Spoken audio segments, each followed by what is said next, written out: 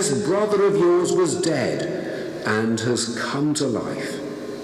He was lost and has been found. This is the gospel of the Lord.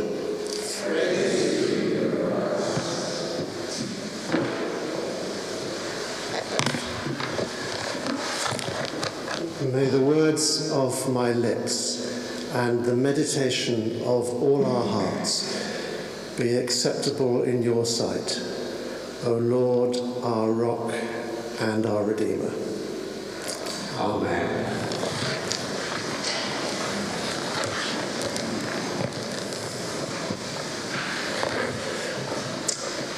Of all the very many things we have cause to be grateful to Queen Elizabeth II for, is not the least of them, is, as Bishop Stephen said, that from the very beginning and throughout her reign, not only was she guided by a deep faith,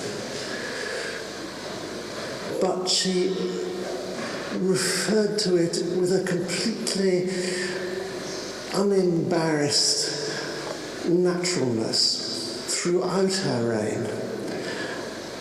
And she lived it out in a life of service and dedication, which is an inspiration to us all. So that as we mourn her passing and pray for our new King, who, as he told us on Friday, shares that faith, we can do no better than reflect together this morning on a story that comes as close to the heart of the Christian gospel as perhaps any story in the New Testament. During the course of the 17th century, the literary executor of a poet and the remaining family who had to clear out the studio of a painter, found works there that had never been seen before. Among the papers the poet left was what has sometimes been described as the finest short religious lyric in the English language. Among the contents of the painter's studio was what the art historian Kenneth Clark once described as perhaps the greatest picture ever painted. I'll come back to the poem later, which, as I said, is very short. The painting, though, which was found in Rembrandt's studio, was huge, 8 foot by 6 foot, the size of a great altarpiece. But no one had commissioned it. He had done it for himself. It's usually called the Prodigal Son, like the parable which has just been read. But in fact, it depicts both sons. The younger one kneeling in front of his father, and the elder son standing to one side, lost in himself. It could be called the Prodigal Sons, as could the parable. But in fact, even that wouldn't be quite adequate, because the central figure in the painting is the portrait of the father. And of course, the same is true of this parable. The picture of the father in the parable is a picture of God unlike any other. It takes our breath away and transforms our understanding of who God is. The picture, when it was found in Rembrandt's studio, of course, had no frame, but the story in Luke's Gospel does. Like the Good Samaritan, it's a story within a story, and the outer story is given in the opening verses. All the tax collectors and sinners were coming to listen to Jesus, and the Pharisees and scribes were grumbling and saying, "This fellow welcomes sinners and eats with them." It's a natural human tendency to judge a leader by the people who follow them. The people who surrounded Jesus had, in a sense, betrayed their country and shamed their family. A basket of deplorables, in Hillary Clinton's memorable phrase. They might, doubtless many of them would have been, ceremonially unclean according to the law. It's no wonder that those who sought to obey the law were shocked to find Jesus sharing table fellowship with those who didn't. And Jesus clearly wants those who were shocked in this way to understand. And he tells them 3 stories. The first 2, the parable of the lost sheep and of the lost coin, are simple parables about God's joy in finding those who have lost their way in life.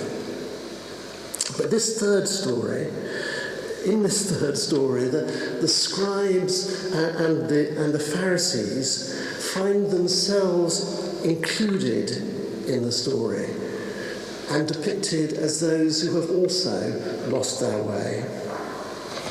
The story begins with an extraordinary premise. A younger son wants to claim his inheritance from his father before his father has died. And the father allows him to do it. He allows his younger son to behave as if he, the father, were dead, to take everything that he thinks of as his, to go into a far country and to pursue what he imagines are his true desires until they turn out to be shadow fruit. But when he hits rock bottom, and in that lovely phrase, he comes to himself and decides to return to his father, he still has no idea of his father's true character, because in his head he is reciting a little prepared speech. "Father, I have sinned against heaven and before you. I am no longer worthy to be called your son. Treat me like one of your hired men, your hired hands," so that he could repay what he had wasted. I remember when I was an undergraduate hearing a theologian called Tom Smale talking about the wilderness, what he called the wildernesses of gloomy religion that lay behind that little phrase about the hired men. And imagining a story, how the story might continue if it was actually going to meet that expectation. So he imagined that the son comes home and meets first with his elder brother and asks, "Is he speaking to me?" And the elder brother said, "Well, he's very upset. But if you like, I will go in and put in a word for you and see if it will help." So after a while he comes back and says, "The news is not good. He's still really hurt by what you've done, but I have pled for you, and for my sake he's prepared to let you back on certain conditions." But of course that's not how the younger son's story ends. While he is still far off, his father saw him and was filled with compassion and ran. When I once did a painting of this parable, that was the moment I tried to represent, the father running with arms outstretched. In Rembrandt's painting, he paints the bit that follows when the father embraces his son and puts his arm around him and kisses him. And the son starts on his prepared speech, "Father, I have sinned against heaven and before you. I am no longer worthy to be called your..." But the father cuts him off and calls to his servant, "Quickly, bring out a robe, the best one, and put it on him. Put a ring on his finger and sandals on his feet, and get the fatted calf and kill it, and let us eat and celebrate. For this son was dead and is alive again. He was lost and is found." And it's at this moment of celebration that the scribes and the Pharisees, the theorists and the activists, find themselves appearing in the story in the person of the elder son, who, having been working his socks off in the field, when he hears the sound of rejoicing and discovers what's going on, refuses to go in and join the festivity. His resentment and anger are understandable. "For all these years I have been working like a slave for you," he says to his father, "and I have never disobeyed your command, yet you've never given me even a goat so that I may celebrate with my friends. But when this son of yours," note, not my brother, "this son of yours comes back, who has devoured your property with prostitutes, you killed the fatted calf for him." It's not fair.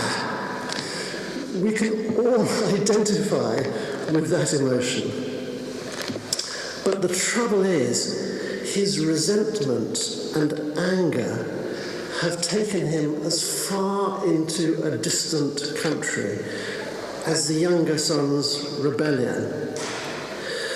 Because he has locked himself into a kind of transactional thinking, where the father's love has to be earned by slaving for him in the fields, he has shut himself out from the music and dancing and joy of his brother's return.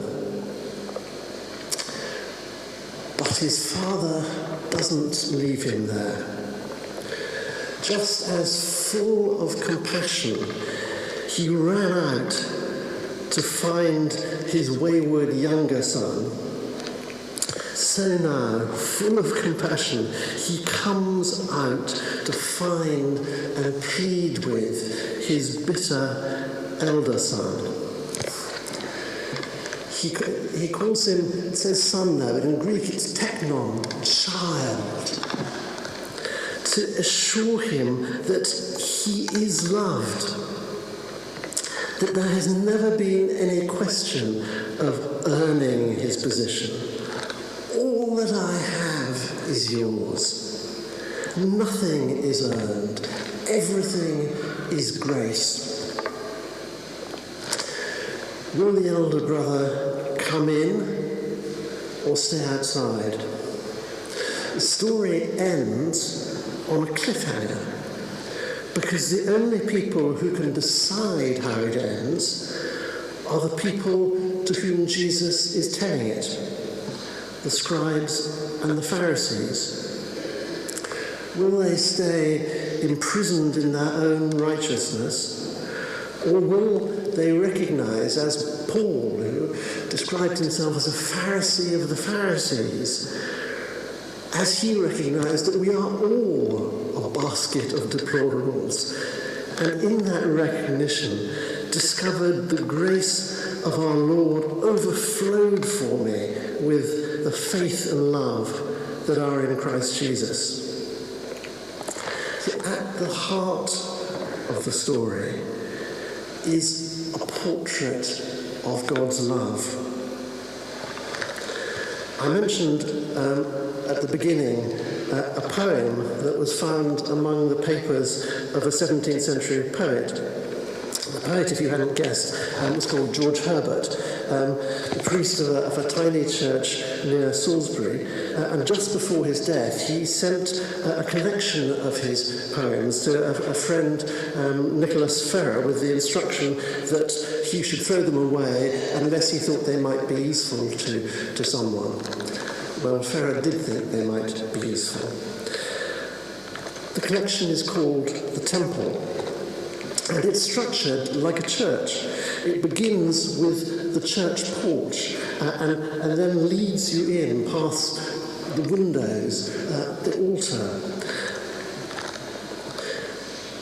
He told Ferrer, though, that in the poems he would also find a picture of the many spiritual conflicts that have passed between my soul and God. And there's more than one poem that directly echoes the story of the prodigal son. There's, for instance, a poem called The Collar, which begins, I struck the board and cried, no more, I will abroad. What shall I ever sigh and pine? My lines of life are free, free as the road, loose as the wind. And he goes on telling himself to forsake thy cage and to follow his own desires, until in the last two lines he says, but as I raved and grew more fierce and wild, at every word methought I heard one calling, child, and I replied, my Lord. But the final poem in the collection, which is just called Love, takes us, as it were, right up to the communion rails. And like the story of the prodigal son, where the father runs out to his younger son, where he comes out to his elder son, it's a picture of love coming out to meet us with mercy and forgiveness that can't be earned, but which we just need to accept. It goes like this.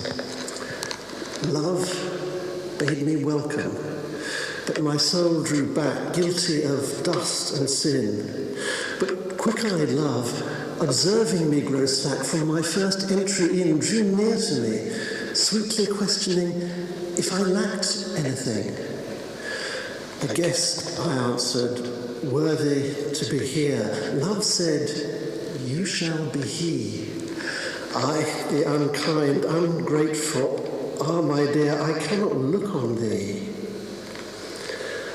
Love took my hand and smiling did reply, who made the eyes but I? Truth, Lord, but I have marred them. Let my shame go where it does deserve. And know you not, said love, who bore the blame? My dear, then I will serve. You must sit down, said love, and taste my meat. So I did sit and eat.